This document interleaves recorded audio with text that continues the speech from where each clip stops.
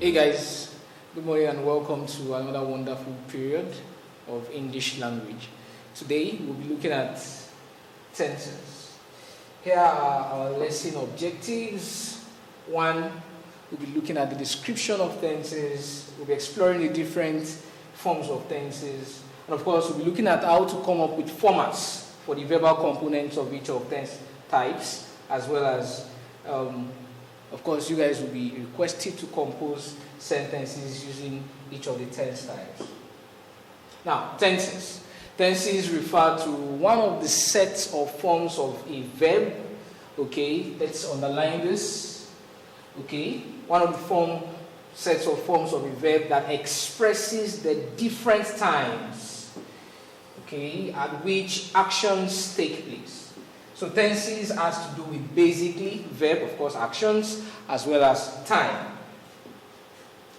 Tense forms. Okay, there are lots of tense forms in English language. Of course, we have the simple forms and we also have the compound forms. The simple forms comprise of the simple present tense. That's the first one. The simple present tense is the same as the base form of the verb. That is the normal form in which the verb exists. Okay, and of course another thing we need to note is that it can be in the singular as well as the plural forms. Okay, for the singular form it carries the S. Okay, and for the plural form it doesn't carry the S. So the simple present form, an example is Jane likes the bag. Here likes is the verb. Okay, we also have the past tense, okay, which is formed from either adding the ed to the base form, okay, or coming up with a completely different word. Okay, so we have Jane liked the bag. Liked there is the past tense form of the verb like. Let's quickly rush through the compound forms. The first set we'll be talking about will be the continuous tenses. Of course, continuous means progression.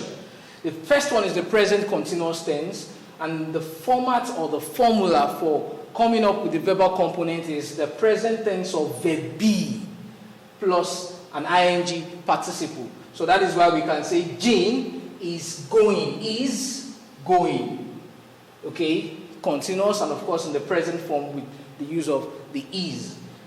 We also have the past continuous tense, which is the past tense of the verb be. Okay, as well as it's the fact that it's added to the ing participle. So this makes us come up with something like this. Jane was going to work. Where was going is the present continuous form of is going that we came up with the other time. Now the last one for this aspect is the future continuous tense, where we can have shall or will be plus the ing participle. So we can say Jane will be going to work. Now let's look at the perfect tense. Okay, so first we have the present perfect tense, where we have the present tense of have, which can be has or have, plus the past participle. So we can say Jane has gone, where has is the present tense of have, of course in the singular form, and we also have gone being the past participle of the word or verb go. We can also have it in the plural form. Jane and John have gone to church. Now we also have the past perfect tense, okay, where we have the past tense of have, had, plus the ed or past tense participle. So we can say Jane had gone to work. Jane had gone to work. And lastly here we also have the future perfect tense. Shall or will have plus the past participle of a main verb. So we will say will have gone. Where gone is the past participle of the verb go. We also have the perfect continuous tense, which of course, like the other ones, will come in three forms. The present perfect continuous tense, present tense of have, either has or have, plus past participle of the verb be and the ing participle. So we can say Jane has been going to work. Jane and John have, because that's two words, two subjects. Okay, Jane and John have been going to church. Past perfect, past tense of have had, plus the past participle of be, B-E-N, of course, the ing participle. Jean had been going to work. And the last one, as it's here on the screen, shall or will plus past participle of the verb be and the past participle of the main verb. So we can say Jane will have been going to work. Now, your task has been set for you in the Google Classroom.